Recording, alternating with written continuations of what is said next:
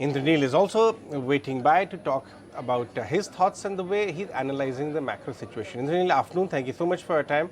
What would you watch out for this policy from the commentary, etc.? So I think, we are obviously expecting a pause this time. I think three things to watch out for. The first is, how does the RBI look at the spike in inflation? Obviously, the CPI inflation will now cross into beyond the 6% mark. That is the RBI's ceiling. So that's one. Secondly, I think, there are several issues concerning growth.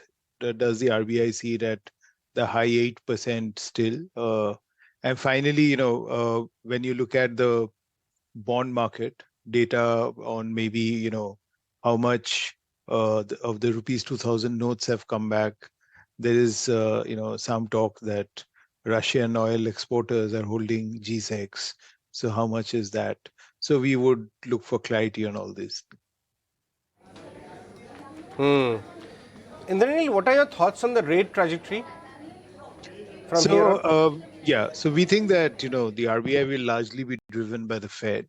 So if the Fed is done at 5.5%, we think the RBI will cut from December, 100 basis points from December. Yes, inflation is going to be high for now, but then, there's been good rain in the Rabi crop areas in northern India. So that shouldn't be so much of a constraint going forward. And in any case, keeping rates high are not going to, lead to rains.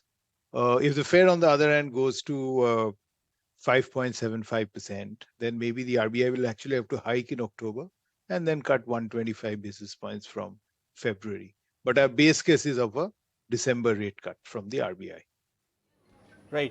What are you reading on the high frequency indicators to gauge the quality of growth? And do you also expect some sombering of growth in the next 2-3 months? Yes. Our indicators are all indicating a slowdown, or all pointing to a slowdown. And we actually have a fairly low GDP forecast of 5.5% for FY24.